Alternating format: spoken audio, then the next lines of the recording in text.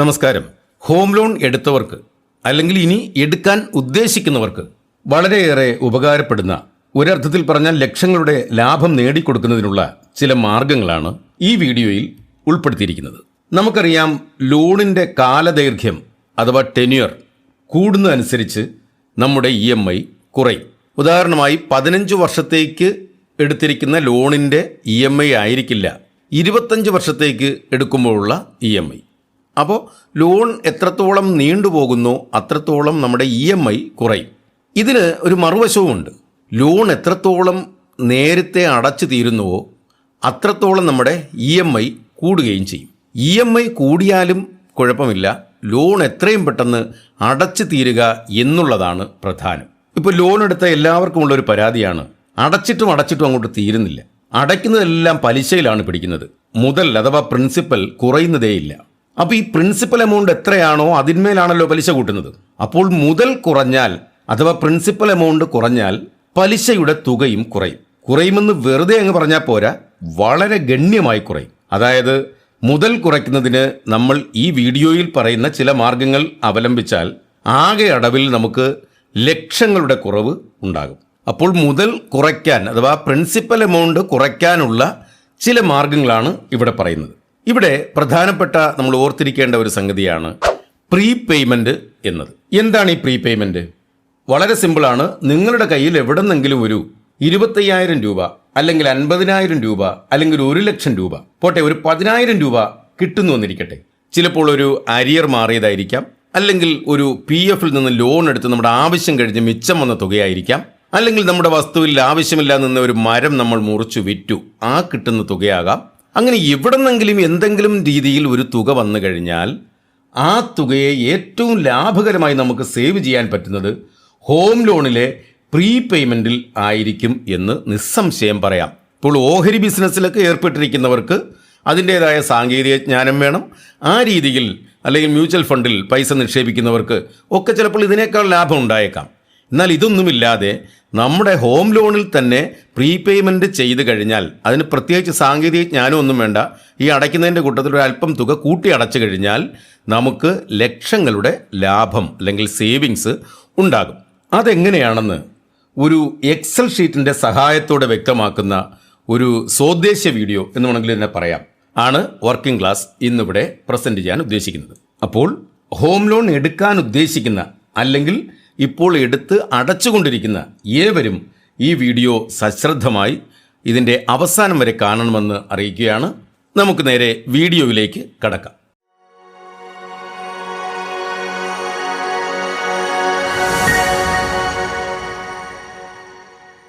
അപ്പോൾ ഇതാണ് ആ എക്സൽ ഷീറ്റ്. ഈ എക്സൽ ഷീറ്റ് കണ്ട് പേടിക്കേണ്ട ഒരു ആവശ്യമില്ല. ഇത് എക്സൽ ഒന്നും അറിഞ്ഞുകൂടാത്തവർക്കും സ്വന്തമായി കണക്ക് കൂട്ടാവുന്ന രീതിയിലാണ് ഇതിലെ ഫോർമുലകൾ സെറ്റ് ചെയ്തിരിക്കുന്നത്. ഒരു ഉദാഹരണം മാത്രം എടുത്തുകൊണ്ട് എങ്ങനെയാണ് ആ ലാഭം ഉണ്ടാകുന്നത് എന്ന് മാത്രമേ ഇതിൽ പറയുന്നുള്ളൂ. ഇവിടെ ഞാൻ ഉദാഹരണമായിട്ട് എടുത്തിരിക്കുന്നത് 20 ലക്ഷം രൂപ ലോൺ എടുത്തിരിക്കുന്ന ഒരാളാണ്. അദ്ദേഹം 15 വർഷ കാലാവധിക്കാണ് ആ ലോൺ എടുത്തിരിക്കുന്നത്. 9% ആണ് പലിശ. ഇപ്പോൾ 9.5% വരെയൊക്കെ ഉണ്ട്. എന്നാൽ കുറച്ച് നാൾ മുമ്പ് 7%, 6.99, 6.9 ഒക്കെയുള്ള ഒരു സമയം നമുക്കറിയാം.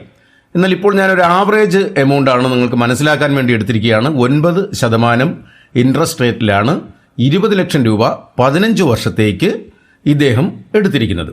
അല്ലെങ്കിൽ ഇനി എടുക്കാൻ ഉദ്ദേശിക്കുന്ന ഒരാളായാലും അങ്ങനെ കണക്ക് കൂട്ടിയാൽ മതി.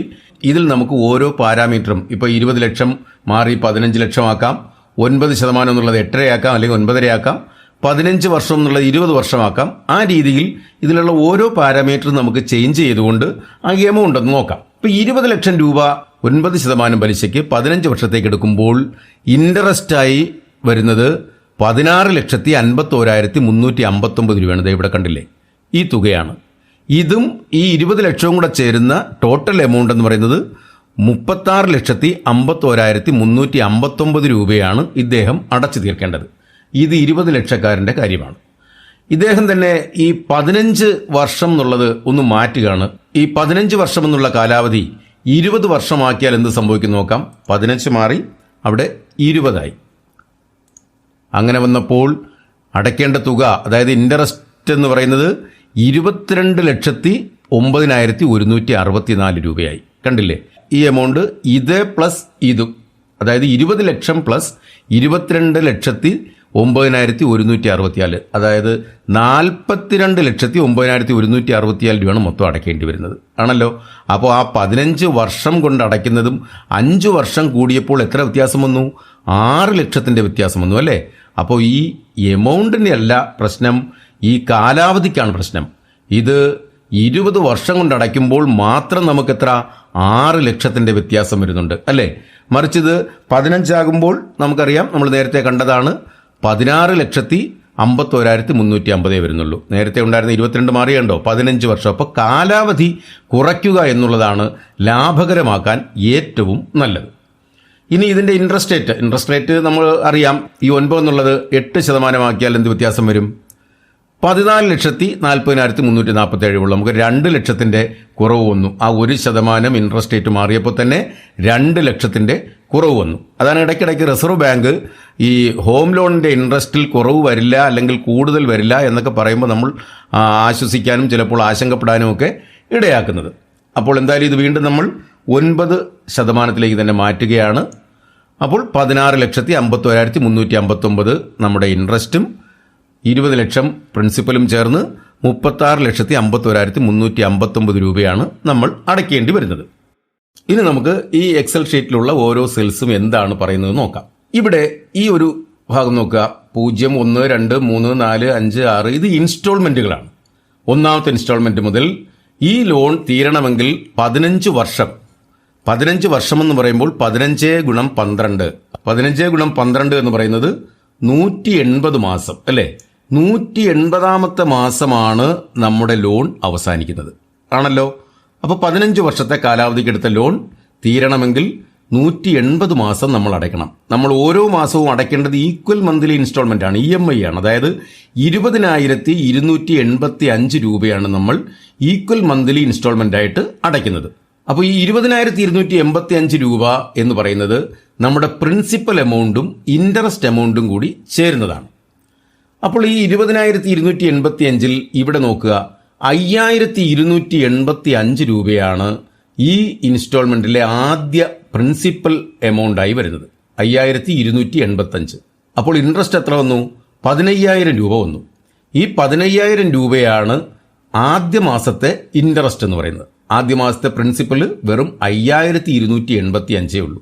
രണ്ടാം മാസം നോക്കുക, ഇൻട്രസ്റ്റ് ഒരു അല്പം കുറവ് വന്നു അല്ലേ. 14,960, ഒരു 40 രൂപയുടെ കുറവ് വന്നു.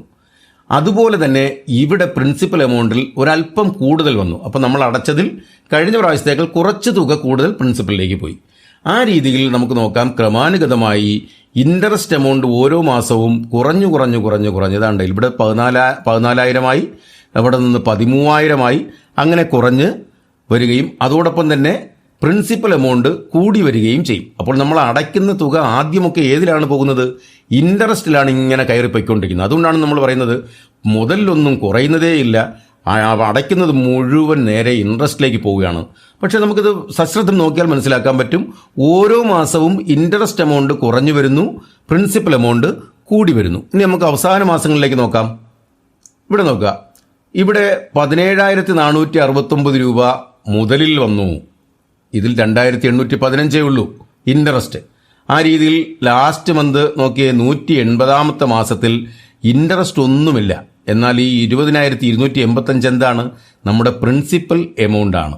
അപ്പോൾ ഈ അവസാന സമയങ്ങളിൽ ഇൻട്രസ്റ്റ് വളരെ കുറയുകയും മുതൽ വളരെ കൂടി നിൽക്കുകയും ചെയ്യും. പിന്നെ ഈ കോളം നോക്കുക, ഇവിടെ ഈ പ്രിൻസിപ്പൽ റിമൈനിങ് എന്ന് പറയുന്നത് നമുക്ക് ഈ 20 ലക്ഷം രൂപ നമ്മൾ ലോൺ എടുത്തതിൽ പ്രിൻസിപ്പൽ എമൗണ്ട് ഇനി അടയ്ക്കേണ്ട തുക, അതാണ് ഓരോ മാസം കഴിയുന്തോറും കുറഞ്ഞു വരുന്നു. അവസാന മാസം എത്തുമ്പോൾ 0 ആയി മാറുകയും ചെയ്തു. അതിന് തൊട്ടു മുമ്പുള്ള മാസത്തിൽ 20,134 രൂപയാണ്. അപ്പോൾ ഈ കോളം എന്ന് പറയുന്നത് എന്താണ്? നമ്മുടെ റിമൈനിങ് പ്രിൻസിപ്പൽ എമൗണ്ട് ആണ്. ഇത്രയും മനസ്സിലായല്ലോ. ഇനി നമുക്ക് ഇതിൽ പ്രീപേയ്മെൻറ്റിൻ്റെ സ്വാധീനം എങ്ങനെയാണ് ഇൻട്രസ്റ്റ് എമൗണ്ടിൽ കുറവ് വരുത്തുന്നതെന്ന് നോക്കാം. ഇവിടെ ഏറ്റവും ശ്രദ്ധിക്കേണ്ട 2 കോളം ഞാൻ പരിചയപ്പെടുത്തുകയാണ്. ഒന്ന് ഈ അപ്ഡേറ്റഡ് ഇൻട്രസ്റ്റ് ആണ്. ഈ കോളം നമ്മൾ ശ്രദ്ധിക്കുന്നു. അതോടൊപ്പം തന്നെ അപ്ഡേറ്റഡ് ടോട്ടൽ നമ്മുടെ ടോട്ടൽ സേവിങ്സിൽ വരുന്ന അപ്ഡേഷൻ, അതായത് ഇനി അടയ്ക്കാനുള്ള തുക. ഇപ്പോൾ നമുക്കറിയാം 16,51,359 രൂപ 70 പൈസയാണ് നമ്മൾ അടയ്ക്കാനുള്ള ഇൻട്രസ്റ്റ്. അത് തന്നെയാണ് അപ്ഡേറ്റഡ് ഇൻട്രസ്റ്റിലും കാണിച്ചിരിക്കുന്നത്. ടോട്ടൽ എമൗണ്ട് നമ്മൾ അടയ്ക്കാനുള്ളത് ഇൻട്രസ്റ്റ് പ്ലസ് പ്രിൻസിപ്പൽ 36,51,359. അത് തന്നെയാണ് അപ്ഡേറ്റഡ് ടോട്ടലും കാണിച്ചിരിക്കുന്നത്. ഈ ടോട്ടൽ സേവിങ്സ് ആണ് നമ്മൾ നോക്കേണ്ട മറ്റൊരു കോളം. നമ്മൾ ഒരു പ്രാവശ്യം പ്രീപേയ്മെന്റ് നടത്തുമ്പോൾ എത്ര രൂപ അവിടെ സേവിങ്സ് ആകുന്നു എന്നുള്ളത് ഈ കോളത്തിൽ വരുന്ന മാറ്റം ശ്രദ്ധിക്കുക.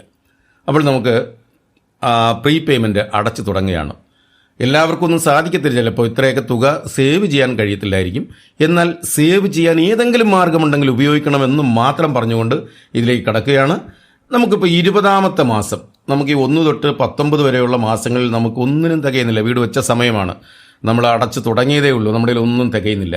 ഈ 20ാമത്തെ മാസത്തിൽ നമുക്ക് ഏതെങ്കിലും ഒരു അരിയർ വന്നു എന്ന് വയ്ക്കുക. ഒരു പേര് വിഷൻ അരിയർ വന്നു, അല്ലെങ്കിൽ DA അരിയർ വന്നു, അതല്ലെങ്കിൽ നമ്മൾ PF എടുത്തതിൽ ഏതെങ്കിലും ഒരു തുക ലാഭിച്ചു. അപ്പോൾ എനിക്കൊരു 50,000 രൂപ എൻ്റെ കയ്യിൽ അധികം വന്നു. ഞാൻ അത് കൊണ്ടുപോയി മാർക്കറ്റിൽ പോയി സാധനങ്ങൾ വാങ്ങിച്ച് ചിലവാക്കാതെ എനിക്ക് ഈ ഹോം ലോൺ അടച്ചു തീർക്കണം എന്നുള്ള ഒറ്റ ദൃഢനിശ്ചയത്തിൽ നിൽക്കുന്നതുകൊണ്ട് ഞാൻ എന്ത് ചെയ്തു, ഈ 20ാമത്തെ മാസത്തിൽ ഞാനിവിടെ 50,000 രൂപ പ്രീപേയ്മെൻറ്റായി നമ്മുടെ ബാങ്കിലേക്ക് അടയ്ക്കുകയാണ്. ഇപ്പോൾ നോക്കിക്കൊള്ളണം, ഈ 2 കോളത്തിലും വരുന്ന വ്യത്യാസം നോക്കണം. നമ്മൾ അടച്ചിട്ടുള്ളത് വെറും 50,000 രൂപ 20ാമത്തെ മാസത്തിൽ അടയ്ക്കുകയാണ്.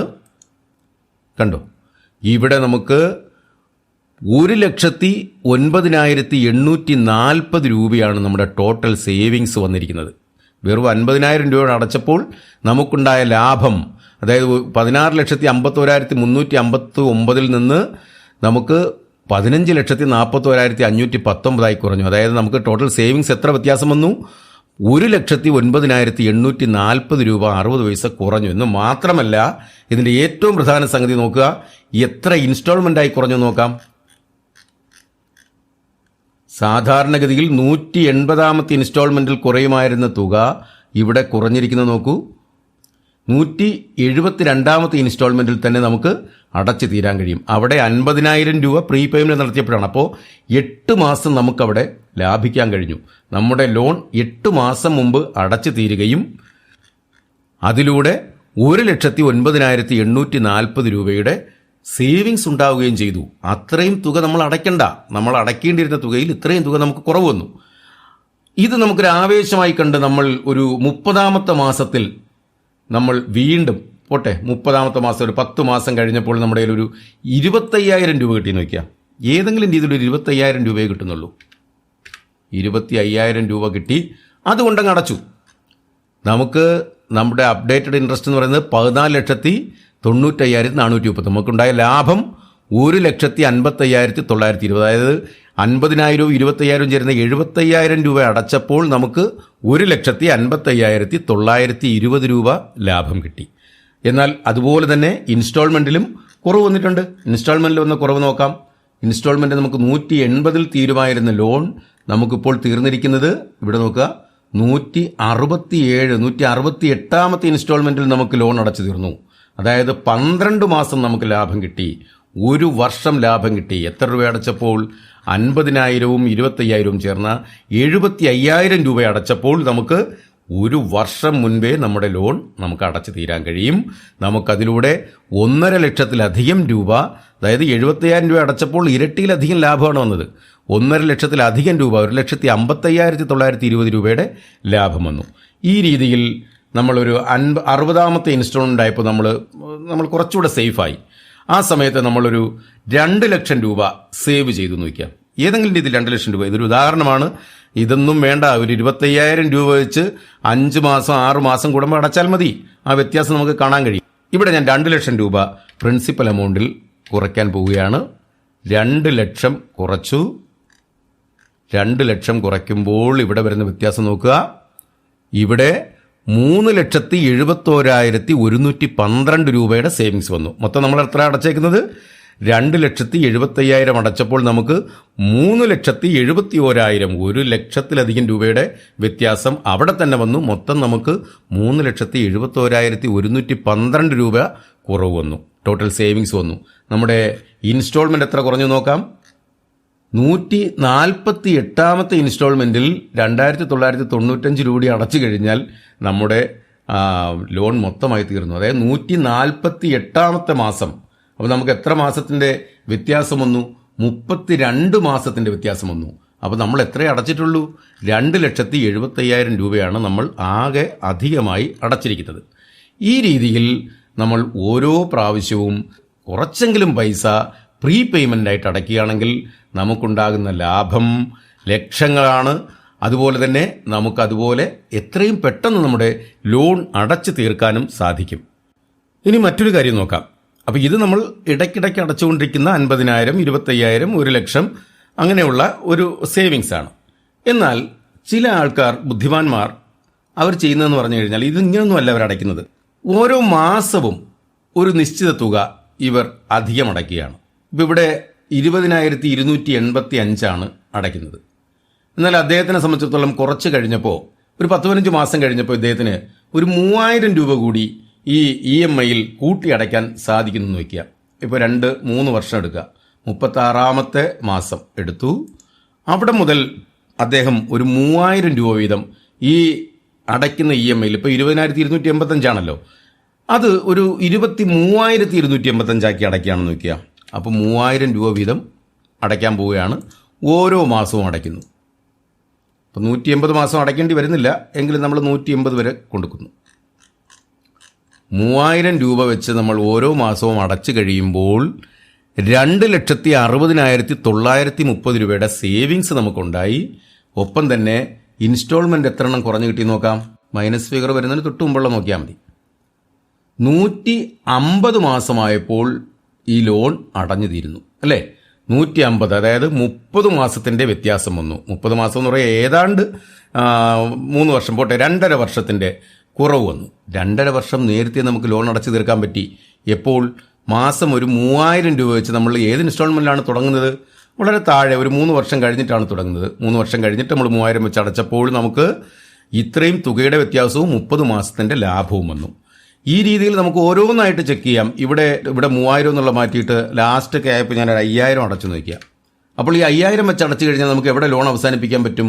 146ാമത്തെ ഇൻസ്റ്റാൾമെൻറ്റിൽ നമ്മൾ ലോൺ അവസാനിപ്പിക്കുന്നു അല്ലേ? ഈ രീതിയിൽ നിങ്ങൾക്ക് എങ്ങനെ വേണമെങ്കിലും പ്രീപേയ്മെൻറ്റിൽ ഇൻസ്റ്റാൾമെൻ്റായിട്ട് കൂട്ടി അടയ്ക്കാം, അല്ലെന്നുണ്ടെങ്കിൽ ഇടയ്ക്കിടയ്ക്ക് ഓരോ തുക അടയ്ക്കാം. അങ്ങനെ എങ്ങനെ വന്നാലും അതിലൂടെ ഉണ്ടാകുന്ന ലാഭം മറ്റേതൊരു ബിസിനസ്സിൽ നിക്ഷേപിക്കുന്ന ലാഭത്തേക്കാൾ കൂടുതലായിരിക്കും. ഇത്രയും കുറഞ്ഞ നാൾ കൊണ്ട് ഇത്രയും നേരത്തെ നമുക്ക് ലോൺ അടച്ചു തീർക്കാൻ കഴിയുന്നു. ഇത്രയും സേവിങ്സ് ഉണ്ടാകുന്നു.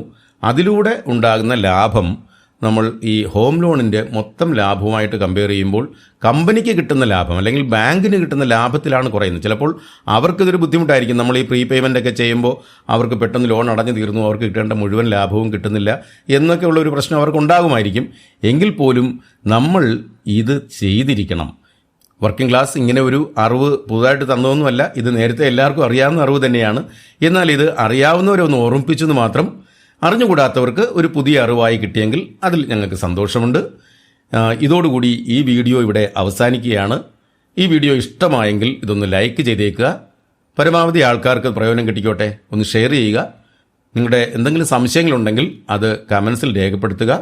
ഏറ്റവും പ്രധാനം, ഇനിയും സബ്സ്ക്രൈബ് ചെയ്തിട്ടില്ലാത്തവർ വർക്കിംഗ് ക്ലാസിൻ്റെ വീഡിയോ ഒന്ന് കാണുക.